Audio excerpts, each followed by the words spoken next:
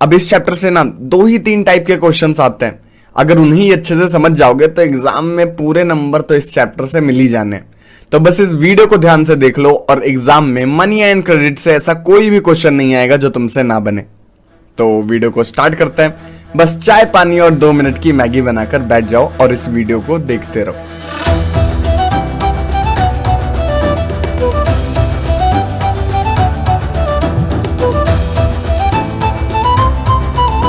Short answer type question और long answer type question दोनों हम लोग इस वीडियो में कवर कर लेंगे।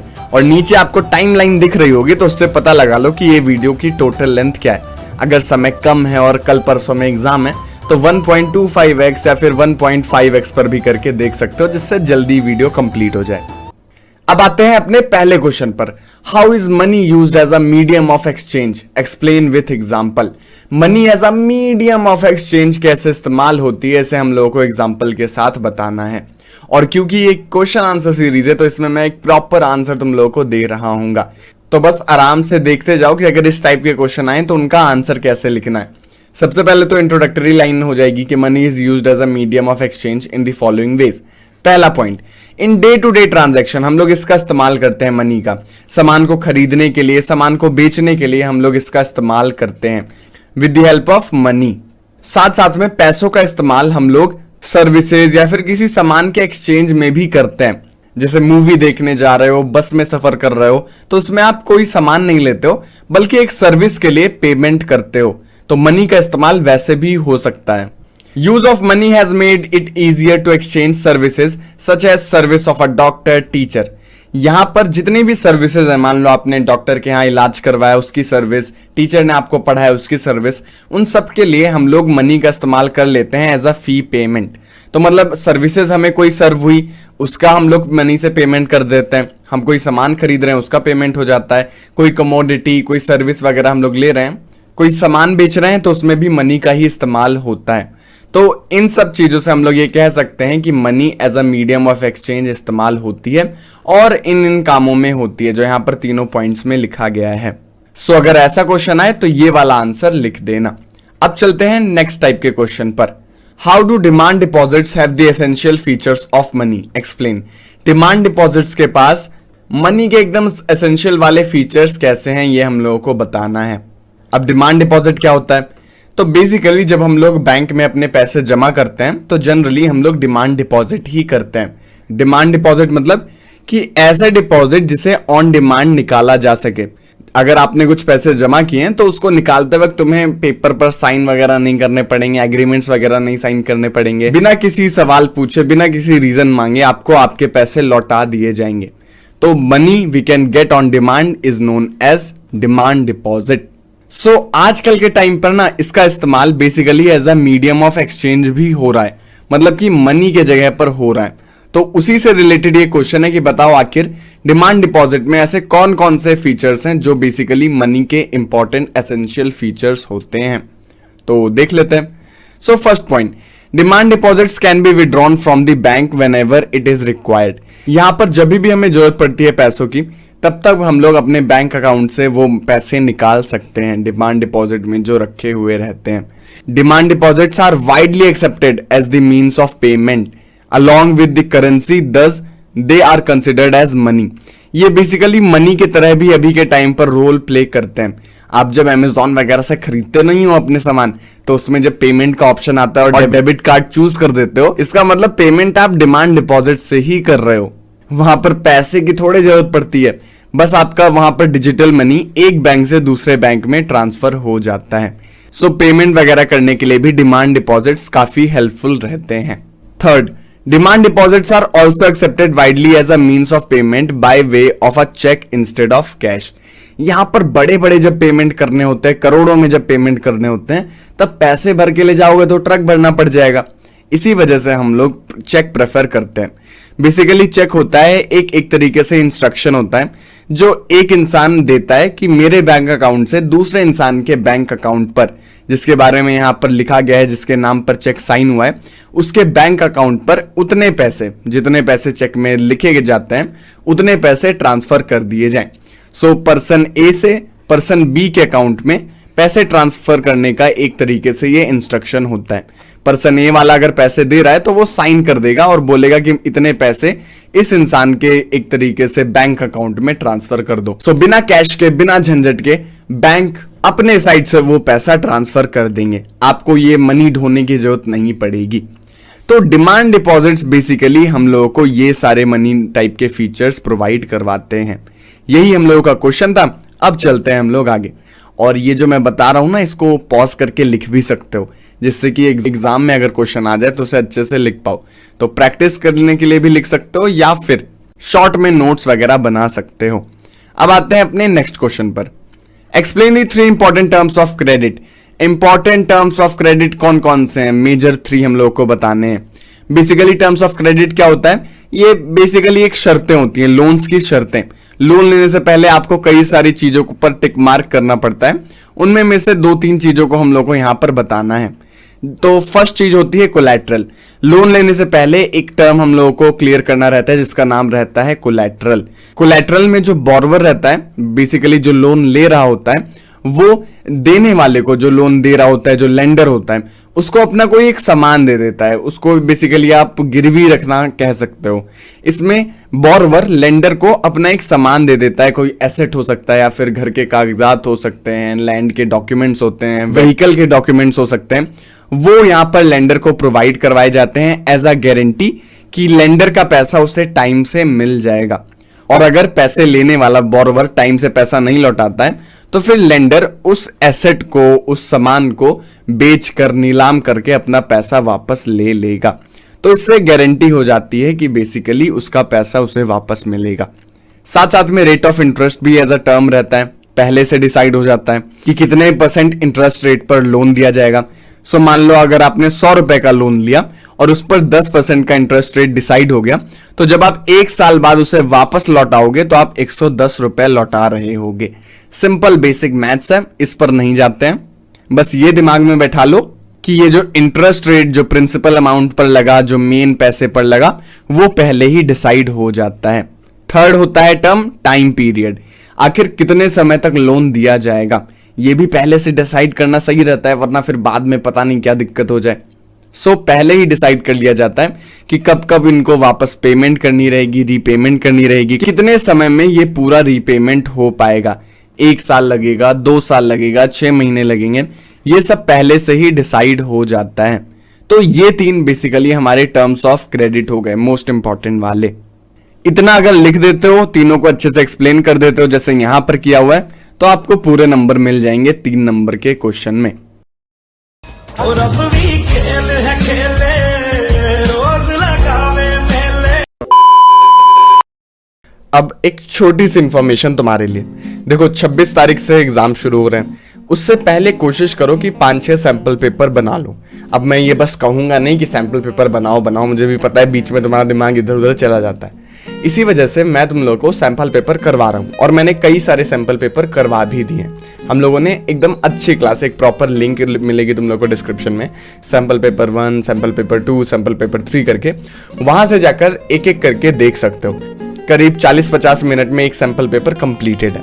नीचे बस एक लिंक मिलेगी, उस पर जाकर तुम लोग आराम से देख सकते हो, एकदम फ्री है, कोई टेंशन ना है। और अगर समय भी बचाना हो तो 2x 1.5x पर भी करके देख लोगे तो आधे घंटे में करीब वो एक सैंपल पेपर हो जाएगा। ऐसे करके अगर 2-3 सैंपल पेपर आराम से कर लोगे तो फिर फुल नंबर तो आने ही है, क्योंकि सैंपल पेपर सॉल्व करने से क्वेश्चन ही लगभग आउट हो जाता है। जितना ज्यादा सैंपल पेपर करोगे उतने ज्यादा चांसेस हैं कि क्वेश्चन मैच करेगा एग्जाम में। और हाँ, वो सारे सैंपल पेपर बेस्ट बुक्स जो यहाँ पर मार्केट में अवेलेबल हैं, जितनी भी तुम सोच सकते हो ना बेस्ट बुक, वहां के सैंपल पेपर है। तो फिर अगर बस उस सीरीज को फॉलो कर लेते हो, सैंपल पेपर के सीरीज के वीडियोस को देख लेते हो, तो फिर और कोई बुक लगाने की, सैंपल पेपर लगाने की, कोई बुक खरीदने की भी जरूरत नहीं पड़ेगी। तो उसको एक बार जरूर देख लेना, नीचे डिस्क्रिप्शन में लिंक है, जब मौका मिले तब आराम से देख लेना, और फ्री में वो लिंक ओपन हो जाएगी। अगर ना ओपन हो तो MSPIAN कोड डाल दोगे, MSPIAN पासवर्ड डाल दोगे तो वो ओपन हो जाएगा। तो वो याद से देख लेना एग्जाम से पहले।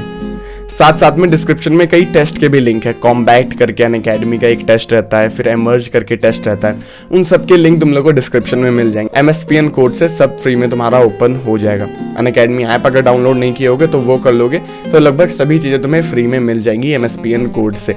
और अगर सब्सक्रिप्शन वगैरह खरीदना चाहोगे तो वो भी तुम्हें MSPN कोड से काफी अच्छे डिस्काउंट में मिल जाएगा।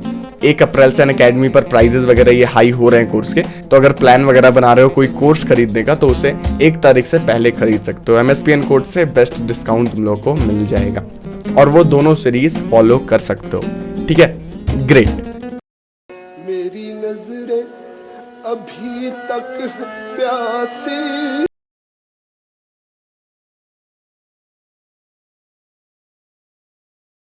अब चलते हैं आगे। Why do lenders ask for collateral while lending? मतलब कि ये जो लोन देने वाले हैं, लेंडर्स मतलब लोन जो दे रहा है, जो पैसा दे रहा है बोरोवर को, बोरोवर मतलब जो लोन ले रहा है, तो लेंडर बेसिकली कोलेटरल की डिमांड क्यों करता है लोन देते हुए? तो सिंपल सा आंसर है कि उसे एक तरीके से गारंटी मिल पाए। कोलेटरल मतलब मैंने बताया ना कि बेसिकली जो लोन ले रहा होता है, जो बोरोवर रहता है, वो अपनी कोई पसंदीदा चीज, कोई एक तरीके से वैल्यूएबल चीज लेंडर को प्रोवाइड करवाता है। अब अभी के टाइम पर आप फिजिकली लैंड तो प्रोवाइड करवा नहीं दोगे, इसी वजह से घर के कागजात, लैंड के कागजात यहां पर बोरोवर लेंडर को दे देता है कि आप ये रखो, मेरा ये खेत है, मेरा ये घर है, अगर मैं पैसे नहीं चुकाऊंगा तो इसको बेच लेना, इसकी नीलामी कर देना, आपके पैसे आपको मिल जाएंगे। अब इससे लेंडर को एक गारंटी मिल जाती है कि हाँ उसका पैसा वापस चुका दिया जाएगा और उसे ये अश्योरेंस हो जाता है कि उसका पैसा डूबेगा नहीं, क्योंकि अगर उसे पैसा वापस रीपेमेंट नहीं भी हुआ तो भी वो उस एसेट को बेचकर, उस लैंड को, बिल्डिंग को, उसकी नीलामी कर कर बेसिकली अपना पैसा वापस ले लेगा।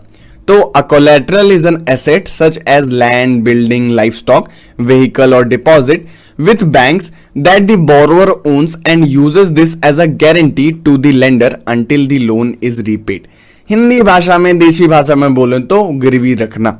अब यहां पर कोलेटरल की वजह से लेंडर के साथ एक्सप्लॉइटेशन, फ्रॉड वगैरह होने के चांसेस कम हो जाते हैं। इन केस बोरोवर पेमेंट ना कर पाए, वापस उसे पैसे ना दे पाए, तो फिर यहां पर लेंडर सेफली अपने पैसे वापस निकाल लेगा कोलेटरल की नीलामी वगैरह करके उसे बेचकर। सो यही होगा इस क्वेश्चन का आंसर।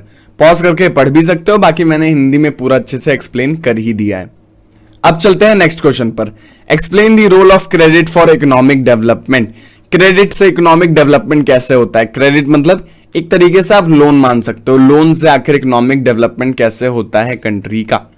सिंपल सी बात है कि अगर लोन या फिर क्रेडिट जिसे कहा जाता है, वो अगर टाइम से अच्छे से यहां पर दे दिया जाएगा तो लोगों के पास पैसा बनेगा। अगर आपको कोई बिजनेस शुरू करने के लिए पैसा चाहिए, 10 लाख 15 लाख रुपए चाहिए, एक अच्छा खासा बिजनेस शुरू करना है, तो आप वो तब तक नहीं शुरू कर पाओगे जब तक आपको जो पैसे की नीड है वो पूरी ना हो पाए। क्रेडिट और लोन्स के थ्रू यहां पर कोई भी बिजनेसमैन अपना बिजनेस स्टार्ट कर सकता है और प्रॉफिट अर्न कर सकता है। जितने पैसे की आपको नीड है उसका आप लोन ले लो, क्रेडिट ले लो और अपना बिजनेस स्टार्ट कर दो, बाद में फिर वापस चुका देना।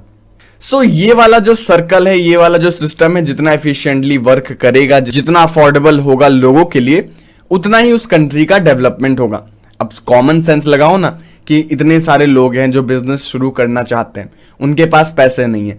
जब उन्हें आसानी से चीप लोन मिल जाएंगे, ज्यादा हाई इंटरेस्ट रेट वाले नहीं, चीप इंटरेस्ट रेट पर अफोर्डेबल लोन मिल जाएंगे, तो वो लोग भी अपना एक तरीके से बिजनेस स्टार्ट कर पाएंगे।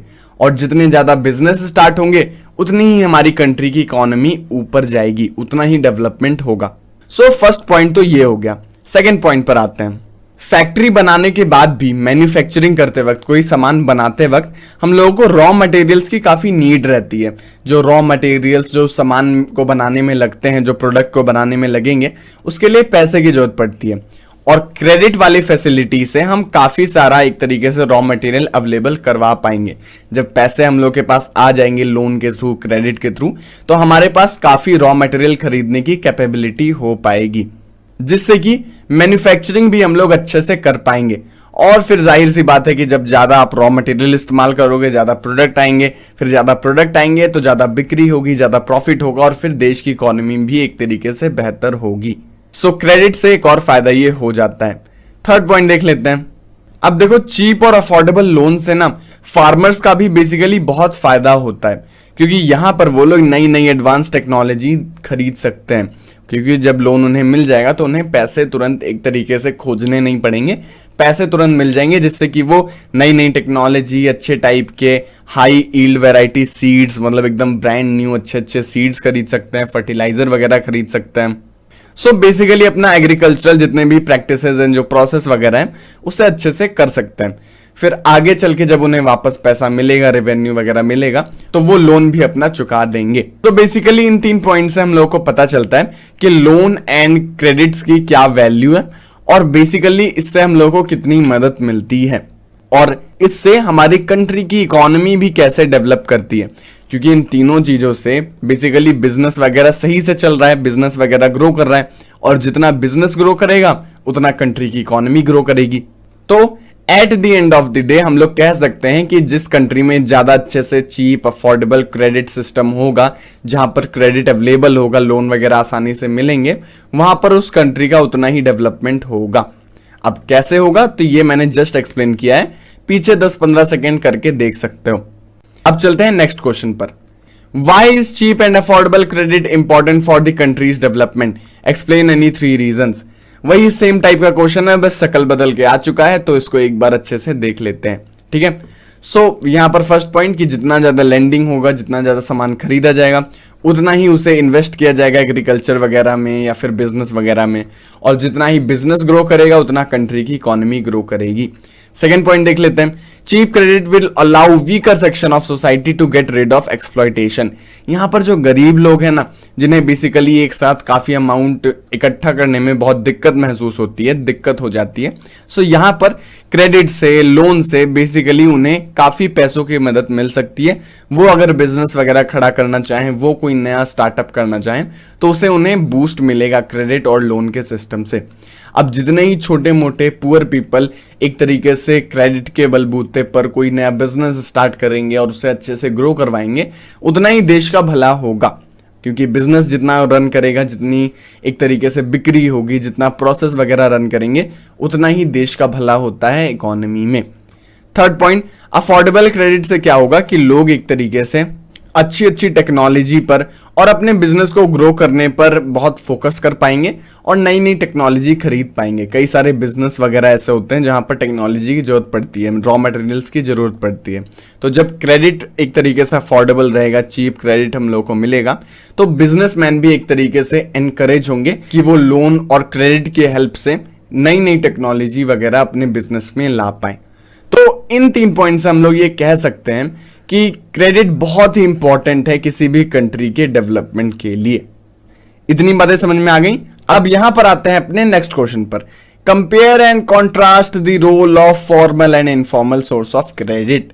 यहां पर एक फॉर्मल सोर्स होता है, एक इनफॉर्मल सोर्स होता है, इतना आपने अभी तक पढ़ लिया होगा, इनफॉर्मल सोर्स और फॉर्मल सोर्स। तो अगर इतना नहीं पढ़े हो तो चैप्टर का एक्सप्लेनेशन वाला वीडियो देख लो, नीचे डिस्क्रिप्शन में लिंक वगैरह मिल जाएंगे। 1 शॉट में हम लोगों ने अच्छे से कंप्लीट किया है। एंड साथ साथ में वो जो मैंने 1 शॉट इंपॉर्टेंट क्वेश्चन सीरीज बताई और जो 1 शॉट इंपॉर्टेंट एक्सप्लेनेशन वाली सीरीज बताई है, उसको एक बार देख लेना। 7 आवर्स की बेसिकली वो सीरीज है, नीचे प्लेलिस्ट मिल जाएगा। एक एक करके देख लोगे तो पूरा चैप्टर अच्छे से कंप्लीट हो जाएगा और बोर्ड एग्जाम में 98 वगैरह 99% तो पक्का हो ही जाएंगे अगर ये दोनों सीरीज को कंप्लीट कर लेते हो एग्जाम से पहले। तो 1.5 1.25 पर देख लोगे तो और कम समय में कंप्लीट हो जाएगा। ठीक है, नीचे डिस्क्रिप्शन में सभी लिंक अवेलेबल हैं। अब आते हैं अपने इस वाले क्वेश्चन पर। सो बेसिकली हम लोग को इसमें डिफरेंशिएट करना है, तो बनाएंगे हम लोग एक अच्छा खासा टेबल। तो चलो टेबल देख लेते हैं कि कैसा बनेगा। सो टेबल बनेगा कुछ ऐसा, फॉर्मल सेक्टर, इनफॉर्मल सेक्टर, और ऐसे बन गया अपना टेबल। अब टेबल में क्या है, फर्स्ट पॉइंट है कि यहां पर जो बैंक्स और कोऑपरेटिव्स होते हैं वो सुपरवाइज्ड रहते हैं आरबीआई के द्वारा। मतलब आरबीआई उन्हें ऊपर से देख रहा होता है, ईगल आई व्यू उसका रहता है आरबीआई का हमेशा, कि सब सिस्टम वगैरह अच्छे से चल रहे हैं कि नहीं, लीगल काम हो रहा है कि नहीं। वही इनफॉर्मल सेक्टर तो एकदम भेड़ चाल टाइप है, कुछ भी कोई भी कभी भी कर सकता है, कोई भी सुपरविजन नहीं है, मनमानी वगैरह हो सकती है, एक्सप्लॉयटेशन वगैरह हो सकता है। यहाँ पर मनी लेंडर्स होते हैं, ट्रेडर्स होते हैं और एम्प्लॉयज होते हैं, फैमिली भी होती है, फ्रेंड भी होते हैं, एटसेट्रा में यहाँ पर सब आ जाता है। और जैसा मैंने कहा इसमें कोई सुपरविजन नहीं होता है, कोई भी ऊपर बॉडी नहीं होती है, कोई भी लीगल बॉडी ऊपर नहीं होती है। फॉर्मल सेक्टर में they give loan on low interest rate, यहां पर लो इंटरेस्ट रेट पे भी हम लोगों को लोन मिल जाता है। लेकिन यहां पर इनफॉर्मल सेक्टर में हम लोगों को हाई इंटरेस्ट रेट पर लोन मिलता है, मतलब हमें ज्यादा महंगा लोन मिलता है, ज्यादा पैसे हम लोगों को पे करने रहते हैं। यहां पर फॉर्मल सेक्टर में हम लोगों को कोलैटरल जैसे कई सारे टर्म्स को पूरा करना रहता है, पेपर वर्क इंपॉर्टेंट रहता है, एजुकेशन वगैरह हम लोग के लिए इंपॉर्टेंट रहती है, सैलरी वगैरह इंपॉर्टेंट रहती है, कोलैटरल इंपॉर्टेंट रहता है। अगर ये सारी चीजें आपका टिक मार्क ना हो तो आपको लोन लेने में बहुत दिक्कत आएगी या फिर आपको लोन मिलेगा ही नहीं। लेकिन इनफॉर्मल सेक्टर में कोई भी दिक्कत ना आए, टेंशन ना आए, जान पहचान के लोग हैं उनसे जाकर लोन ले सकते हो। यहां पर कोलैटरल वगैरह फिल करने की, डॉक्यूमेंट वगैरह दिखाने की कोई जरूरत नहीं पड़ती है। ठीक है, इतना समझ में आ गया। अगर डिफरेंशिएट करने के लिए आए, जो कि आ सकता है क्योंकि सीबीएसई वाले भी इस बार इजी क्वेश्चन पेपर बनाएंगे और इजी में ये लोग सोचेंगे चलो इनफॉर्मल और फॉर्मल में डिफरेंशिएट करने के लिए डाल दो, क्योंकि डिफरेंशिएट काफी इजी होते हैं, डिफरेंशिएट वाले क्वेश्चन कम लिखना पड़ता है। तो अगर ये वाला क्वेश्चन आ जाएगा तो ऐसे ही टाइप से आंसर बनाकर लिख देना। समझ में आ गया? अब आओ नेक्स्ट क्वेश्चन पर। इतना समझ में आ रहा है ना तो फिर एकदम 95% तक का तो पढ़ ही लियो। अगर थोड़ी बहुत भी कंफ्यूजन है तो वन शॉट एक्सप्लेनेशन वगैरह देख लो और फिर उससे और क्रिस्टल क्लियर हो जाएगा। अब अपना एक क्वेश्चन आता है कि बताओ सेल्फ हेल्प ग्रुप कौन है, सेल्फ हेल्प ग्रुप है क्या, और उसके फीचर्स क्या है, ये सब इस टाइप के क्वेश्चंस आ सकते हैं। So self help group basically small section of society, poor section of society का एक तरीके से एक हेल्पलाइन है। यहां पर छोटे छोटे 10-15 या फिर 15 से 20 छोटे मोटे वर्कर्स एक साथ मिलते हैं, गरीब लोग जो पुअर पीपल हैं वो एक साथ मिलते हैं और एक तरीके से एक ग्रुप बनाते हैं और उसमें अपनी सारी सेविंग्स वगैरह जोड़ते जाते हैं। पर मंथ जितनी सेविंग्स हुई, 200 रुपए, 250 रुपए, यहाँ पर सब अपने अपने बेसिकली सेविंग के हिसाब से पैसे जुटाते हैं और कुछ महीनों में ये अमाउंट काफी बड़ा हो जाता है, जिससे कि किसी को भी जब पैसे की जरूरत पड़ती है तो वो काफी लो इंटरेस्ट रेट में यहाँ पर लोन ले पाता है। क्योंकि सेल्फ हेल्प ग्रुप क्योंकि लोग ही बनाते हैं आपस में, 15 से 20 जान पहचान वाले लोग हैं, तो यहाँ पर कोलैटरल वगैरह, डॉक्यूमेंटेशन वगैरह की जरूरत नहीं पड़ती है। जिसको भी पैसे की जरूरत पड़ती है इन 15-20 लोगों में से, वो पैसे निकाल लेता है, ले लेता है वेरी लो इंटरेस्ट रेट पर। ठीक है, सो ये तो हो गई सेल्फ हेल्प ग्रुप की बात। इनके मेन फीचर्स देख लेते हैं। सो सेल्फ हेल्प ग्रुप में करीब 15 से 20 मेंबर्स होते हैं और ये लोग अपने पैसे को एक तरीके से एक साथ में इकट्ठा करते हैं, सेव करते हैं, जिससे कि किसी भी मेंबर को जब पैसों की जरूरत पड़े तो सबके पास बेसिकली पैसा अवेलेबल हो जाए। ऐसा मानो ना कि एक बैंक है जिसमें सब लोग अपने पैसे डिपॉजिट करते हैं, कोई 200 रुपया, कोई 250 रुपया, अपने अपने हिसाब से, अपनी अपनी श्रद्धा के हिसाब से सब डिपॉजिट कर देते हैं। और जहां पर 15 से 20 लोग जमा करते हैं रुपए, तो फिर कुछ महीनों में वो अमाउंट काफी बड़ा हो जाता है, जिससे कि किसी को भी जब जरूरत पड़ती है, इमरजेंसी मान लो पड़ गई या फिर कोई नीड है अगर लोन की, तो वो उसी अपने ही सेल्फ हेल्प ग्रुप से बेसिकली पैसे निकाल सकता है लो इंटरेस्ट रेट पर। ठीक है, self help groups are constituted to provide loans to its member at a reasonable rate. बहुत ही कम सस्ते रेट पे हम लोग को यहाँ पर लोन मिल जाता है सेल्फ हेल्प ग्रुप में। और सेल्फ हेल्प ग्रुप की एक और अच्छी बात होती है कि अगर सेल्फ हेल्प ग्रुप ना 1-2 साल तक चल जाता है बिना किसी हर्षद मेहता स्कैम टाइप से, अगर कोई बीच में स्कैम नहीं होता है, ये बैंक ग्रुप वगैरह अगर बंद नहीं होता है, तो यहां पर बेसिकली इसे लोन भी बैंक भी सपोर्ट करने लग जाते हैं। सेल्फ हेल्प ग्रुप के नाम पर, एसएचजीज के नाम पर बैंक भी एक तरीके से लोन दे देते हैं कि हाँ आपका सेल्फ हेल्प ग्रुप है, काफी अच्छे से चल रहा है, पैसे की जरूरत हो तो हमसे मांग सकते हो, हमसे ले सकते हो। तो यहां पर बेसिकली बैंक्स भी सपोर्ट करने लग जाते हैं सेल्फ हेल्प ग्रुप का। साथ साथ में अगर किसी को भी कोई इक्विपमेंट, एग्रीकल्चरल इक्विपमेंट जैसे मशीनरी, रॉ मटेरियल्स, कंस्ट्रक्शन या फिर कोई रिपेयर वगैरह का काम रहता है, तो वो लोग एक तरीके से उन पैसों का इस्तेमाल कर पाते हैं। सेल्फ हेल्प ग्रुप के पैसों से को वो एक तरीके से निकाल सकते हैं। Last point, self help groups also meet regularly to discuss and act on various social issues like dowry, domestic violence, child marriage, health और न्यूट्रिशन। यहाँ पर जो सेल्फ हेल्प ग्रुप रहते हैं ना, वो अपने मोहल्ले के जितने भी सोशल इशू हो रहे हैं, मान लो कोई कुरीति, कोई कुप्रथा यहाँ पर चल रही है किसी कॉलोनी में, और वहां पर कोई सेल्फ हेल्प ग्रुप है, तो वो लोग साथ बैठकर बातें करते हैं कि आखिर इसे कैसे सुधारा जा सकता है, कैसे इस सिचुएशन को और ठीक किया जा सकता है। तो यहाँ पर सोशली भी वो काफी कनेक्टेड होते हैं। अब अगर क्वेश्चन आए कि बताओ सेल्फ हेल्प ग्रुप वाले क्या करते हैं, उनके फीचर्स वगैरह बताओ, तो आप यहाँ पर जितने पॉइंट्स मैंने यहाँ पर दिए हैं उतने आप लिख सकते हो, पूरे नंबर मिल जाएंगे। ठीक है, अब नेक्स्ट क्वेश्चन पर चलते हैं। अब हम लोगों के पास है लॉन्ग आंसर टाइप क्वेश्चन, मतलब कि इसमें आपको लॉन्ग आंसर्स लिखने हैं, लंबे लंबे आंसर लिखने हैं। तो देख लेते हैं कि इस टाइप के क्वेश्चन कैसे आ सकते हैं अगर इस चैप्टर से आएंगे तो। Banks play an important role in the economic development of the country. Support the statement with examples. यहाँ पर इकोनॉमिक डेवलपमेंट में काफी मदद करते हैं। ये सेम क्वेश्चन हम लोगों ने पहले भी देख रखा है। इसमें थोड़ी राम कहानी आपको ज्यादा लिखनी पड़ेगी क्योंकि ये 5 नंबर का क्वेश्चन रहेगा, मतलब ज्यादा नंबर का ये रहेगा, तो आपको ज्यादा आंसर लिखना पड़ेगा। बैंक एक्सेप्ट्स एंड डिपॉजिट्स, यहाँ पर जो बैंक के जो मेन फीचर्स में हम लोगों को बेसिकली एक चीज ये देखने को मिलती है कि बैंक पैसे कलेक्ट करते हैं, लेते हैं, और पैसों को बेसिकली ट्रांसफर भी करते हैं, अपने पास रखते हैं, सेफ एंड सिक्योर तरीके से रखते हैं। साथ साथ में बैंक हम लोगों को लोन प्रोवाइड करवाते हैं। जब भी पैसों की जरूरत पड़ती है आप लोन ले सकते हो अपने क्रेडिट स्कोर के अकॉर्डिंग, या फिर जो भी आपके टर्म्स है उसके हिसाब से आप अपने बैंक से लोन ले सकते हो। तो प्रोवाइड करवाने का काम कौन कर रहा है? बैंक। साथ साथ में क्रेडिट प्रोवाइड करवाने का, जैसे आपको मान लो कोई छोटा मोटा सामान लेना है और उसके लिए आपको इंस्टेंट लोन चाहिए, तो आप क्रेडिट वाली फैसिलिटीज इस्तेमाल कर सकते हो, क्रेडिट कार्ड वगैरह आप इस्तेमाल कर सकते हो, जिससे बैंक आपके बिहाफ पर पेमेंट कर देगा और फिर आप बैंक को वापस धीरे धीरे एक तरीके से लौटाते रहना। सो इतनी बातें समझ में आ गई। इन सब चीजों से हमारी कंट्री का इकोनॉमिक डेवलपमेंट भी होता है, क्योंकि जितना सीमलेसली यहाँ पर हम लोग ट्रांजैक्शन करेंगे उतना ही ज्यादा यहाँ पर कंट्री के टैक्सेस में इंप्रूवमेंट होगा, क्योंकि जितनी ज्यादा यहाँ पर हम लोग पैसे खर्च करते हैं, सामान खरीदते हैं, उतना ही ज्यादा हमारी गवर्नमेंट को टैक्स मिलता है, उतना ही ज्यादा उन्हें पैसा मिलता है, और पूरी कंट्री का ओवरऑल डेवलपमेंट भी होता है खरीदने बेचने से। अब नेक्स्ट क्वेश्चन पर आते हैं। Which government body supervises the functioning of formal sectors of loans, formal sources of loans in India, explain it's functioning. या फिर और इसी के टाइप का एक क्वेश्चन आ सकता है कि describe the functions of reserve bank of India, reserve bank of India के कोई फंक्शंस बताओ, फीचर्स बताओ। Describe the significance of reserve bank of India, मतलब कि उनकी क्या इंपॉर्टेंस है, उनका क्या महत्व है, ये हम लोग को बताना है।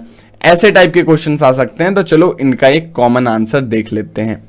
सो यहां पर बेसिकली आरबीआई के अगर हम लोग फीचर्स देखें, उनके काम देखें, तो आरबीआई मॉनिटर करती है कि आखिर जो मिनिमम कैश बैलेंस अभी करीब 15% है, मिनिमम कैश बैलेंस बैंक रख रहे हैं या फिर नहीं, वो सभी नॉर्म्स एंड प्रोसीजर को फॉलो कर रहे हैं या फिर नहीं, small scale industries, small scale cultivator, गरीब लोगों को, किसानों को एक तरीके से लोन वगैरह दिए जा रहे हैं या फिर नहीं, या फिर सिर्फ अमीरों के पीछे ही सारे बैंक वाले लग गए। इसको देखने का काम करती है आरबीआई, और ये इंश्योर करती है कि गरीब से गरीब इंसान को भी लोन वगैरह मिल पाए। साथ साथ में यहाँ पर पेरियोडिकली, मतलब कुछ कुछ समय के अंतराल पर, कुछ कुछ समय में आरबीआई प्रॉपर रिपोर्ट मांगती है कि बताओ किसको तुमने कितना लोन दिया, कैसे दिया, उसका रीपेमेंट हुआ कि नहीं। ये सब चीजें हमारी जो आरबीआई है वो बैंक से मांगती रहती है। वो ये भी देखती है कि रेट ऑफ इंटरेस्ट कहीं ज्यादा तो नहीं लगाया जा रहा है, ये देखती है कि हाँ एक प्रॉपर कंट्रोल्ड वे में जितना भी इंटरेस्ट रेट लगाया जाए लोन में वो बेसिकली सही रहे, कंट्रोल वे में रहे। In this way, the RBI keeps a check on the all activities of bank and checks the flow of credit also, कि पैसे वगैरह सही से फ्लो कर रहे हैं कि नहीं, जितना पैसा दिया गया था, चढ़ाया गया था, उतना वापस मिला कि नहीं। ये सब चीजों पर भी बेसिकली आरबीआई नजर रखती है और देखती है कि सब सही से चल रहा है कि नहीं। ठीक है, अब देखते हैं अपना next question. How can the formal sector loans be made beneficial for poor farmers and workers, suggest any 5 measures. तो चलो देख लेते हैं। यहां पर first point, the formal sectors like banks and cooperative should lend more to poor people and workers, particularly in rural area. यहां पर गरीबों को बेसिकली इन्हें इंटरेस्टेड होकर लोन वगैरह प्रोवाइड करवाना चाहिए। फॉर्मल सेक्टर को, बैंक्स वगैरह को, कॉपरेटिव्स वगैरह को। साथ साथ में the formal sector should provide cheap and affordable credit to the poor people so that repayment is easy. ये नहीं कि कोई गरीब इंसान आ गया उस पर दुनिया भर का इंटरेस्ट रेट थोप दे रहे हो, ऐसा मत करो। जो गरीब इंसान है उसे थोड़ा टाइम दो, वो बेसिकली कम इंटरेस्ट रेट पर लोन ले सके, ये हम लोगों को करना चाहिए। इससे रूरल इलाकों में पुअर फार्मर्स वगैरह भी इसका बेनिफिट उठा पाएंगे। Third point, formal sector should work out other ways of arranging collateral from poor people. Formal sectors of loan को कुछ और सोचना चाहिए, कोई नया वे निकालना चाहिए जिससे कि ये कोलेटरल वाला दिक्कत जो गरीब लोगों के साथ फंस जाता है, क्योंकि उनके पास कोई लैंड वगैरह के कागज नहीं होते हैं, गाड़ी वगैरह नहीं होती है। तो बेसिकली जो गरीब लोग होते हैं वो ये कोलेटरल वाला सिस्टम, कोलेटरल वाला टर्म फिल नहीं कर पाते हैं, इसी वजह से उन्हें लोन नहीं मिलता है। तो यहां पर बैंक को सोचना चाहिए, फॉर्मल सेक्टर को सोचना चाहिए कि आखिर दूसरे कौन से तरीके हैं जिससे कि एक पुअर पीपल, एक गरीब पीपल भी लोन लेने के लिए एलिजिबल हो पाए। फोर्थ पॉइंट है, by providing linkage between self help group and banks the formal sector of credit can be increased. यहां पर सेल्फ हेल्प ग्रुप से ये लोग, बैंक वाले, फॉर्मल सेक्टर एक तरीके से हेल्प ले सकते हैं, कोलैबोरेट कर सकते हैं, जिससे कि गरीब लोगों को भी एक तरीके से यहां पर हेल्प मिल सके, पैसों से रिलेटेड, क्रेडिट से रिलेटेड, लोन से रिलेटेड। हम लोग का क्वेश्चन यही तो बोल रहा है कि बताओ हम लोग कैसे यहां पर क्रेडिट वाले सिस्टम को पुअर पीपल के लिए बेनिफिशियल बना सकते हैं। इसका फिफ्थ पॉइंट होगा, there should be more cooperatives and bank in rural areas and people should be made aware of their presence। अब इस पॉइंट में ये दिया है कि गांव वगैरह के साइड में भी बैंक्स वगैरह, कोऑपरेटिव्स वगैरह खुलने चाहिए, जिससे कि जो नॉर्मल पीपल हैं, जो किसान वगैरह हैं, पुअर पीपल हैं, वो जाकर वहां पर आसानी से लोन वगैरह ले पाए। ये नहीं कि लोन लेने के लिए पास के शहर में जाना पड़ रहा है जो 25-30 किलोमीटर दूर है, ऐसा नहीं होना चाहिए। रूरल इलाके के साइड में ही, कंट्री साइड में ही, गांव के साइड में ही बैंक वगैरह की फैसिलिटीज अवेलेबल होनी चाहिए। ठीक है, इतनी बातें समझ में आ गई। अब आते हैं अपने लास्ट क्वेश्चन पर। Name 2 formal and informal sources of credit in India, state advantages of formal and informal sources of credit. तो हम लोगों को अच्छाइयां बतानी है दोनों की, तो एक एक करके देख लेते हैं। मतलब फॉर्मल सेक्टर की और इनफॉर्मल सेक्टर की हम लोगों को अच्छाई बतानी है। So 2 formal sources of credit are banks and cooperatives. Formal sources की क्रेडिट पूछा गया था तो हम लोगों ने बता दिया कि बैंक्स हैं और कॉपरेटिव्स हैं। एंड इनफॉर्मल सोर्स का क्या हो जाएगा? सोर्स बेसिकली मनी लेंडर्स और ट्रेडर्स, फैमिली, फ्रेंड्स, इसके मेन सोर्स हो जाएंगे। The advantages of formal sources are, पहला, it provides loan at a fixed rate and terms. यहां पर आसानी से हम लोग का पहले डिसाइड हो जाता है कि टर्म्स क्या क्या हैं, कब कब तुम लोगों को पैसा देना पड़ेगा, कितना इंटरेस्ट रेट होगा, ये सब डिसाइड हो जाता है। दूसरा point, it gives loan not just to profit making business and traders but also to small cultivators. यहाँ पर छोटे मोटे किसानों को भी लोन वगैरह प्रोवाइड हो जाता है। फॉर्मल सेक्टर की हम लोग बात कर रहे हैं, अभी 2 पॉइंट हम लोगों ने देख लिए। अब यहां पर cost of borrowing is less and hence promote borrowing and more economic growth. यहां पर बेसिकली पैसा लेने के लिए कुछ खास पैसा लगता नहीं है, लोन में चीप इंटरेस्ट रेट वगैरह होता है, जिससे कि लोग ज्यादा इनकरेज होते हैं फॉर्मल सेक्टर से लोन लेने के लिए और हमारी कंट्री का भी डेवलपमेंट होता है। There is no exploitation as in the case with the informal sector. यहां पर एक्सप्लॉयटेशन नहीं होता है फॉर्मल सेक्टर में, इनफॉर्मल सेक्टर में तो हो भी जाता है लेकिन फॉर्मल सेक्टर में नहीं होता है। तो ये 3-4 पॉइंट तो हो गए अपने फॉर्मल सोर्सेज के लिए। अब इनफॉर्मल सोर्स देख लेते हैं। तो यहां पर लिखा है advantages of informal sources of credit are, there is no external control over the lending practices. यहां पर कोई विदेशी लोग, कोई ऑर्गेनाइजेशन हमारे ऊपर नहीं रहती है। हम लोग मन मर्जी के हिसाब से पैसे वगैरह ले सकते हैं, उसे अपने टाइम पर लौटा सकते हैं। It is suitable for poor people, poor household, as they don't have to follow a certain kind of procedure which is required in formal sources of credit. तो यहां पर जो हमारे नॉर्मल पुअर पीपल हैं, जो किसान हैं, गरीब इंसान हैं, वो अपने जान पहचान के, अपने गांव के किनारे, अपने गांव के साइड में किसी इंसान से लोन ले सकता है, पैसे ले सकता है। इनफॉर्मल सोर्स रहेगा लेकिन उसे पैसे मिल जाएंगे, टाइम टू टाइम वो जाकर अपने पैसे वापस भी लौटा सकता है। वहीं फॉर्मल सेक्टर से, फॉर्मल सोर्स से उसे लोन लेने में काफ़ी मशक्कत करनी पड़ेगी, डॉक्यूमेंटेशन वगैरह प्रिपेयर करना पड़ेगा, कोलेट्रल वगैरह प्रिपेयर करना पड़ेगा, तो काफ़ी दिक्कत आएगी। तो यहाँ पर इनफॉर्मल सेक्टर में ये अच्छाई होती है कि हम लोग अपने टाइम से लोन का रीपेमेंट कर सकते हैं और साथ साथ में हम लोग अपने जान पहचान के इंसान से लोन वगैरह ले सकते हैं। ठीक है, इतनी बातें समझ में आ गई, अच्छाइयाँ बुराइयाँ समझ में आ गई। इसका मतलब कि अब इस चैप्टर से 95% तो लाना ही है, पूरे क्वेश्चन बन जाएंगे। बस वन शॉट एक्सप्लेनेशन वगैरह भी देख लेना जिससे कि 100 पूरा का पूरा आ जाए सोशल साइंस में। बाकी 95 का तो हम लोगों ने कर ही लिया है। और अगर ऐसे ही इस चैप्टर से कई सारे क्वेश्चंस बनाने हैं तो नीचे डिस्क्रिप्शन में लिंक है, हम लोगों ने लाइव बनाया है, उसे भी देख सकते हो। साथ साथ में मोस्ट इंपॉर्टेंट स्प्रिंट सीरीज भी तुम लोगों को नीचे डिस्क्रिप्शन में देखने को मिल जाएगी। यूट्यूब पर प्लेलिस्ट है, उससे भी तुम लोग देख सकते हो। हर चैप्टर के मोस्ट इंपॉर्टेंट क्वेश्चन है। 7 वीडियोज हैं, 7 घंटे लगेंगे, कंप्लीट हो जाएगा।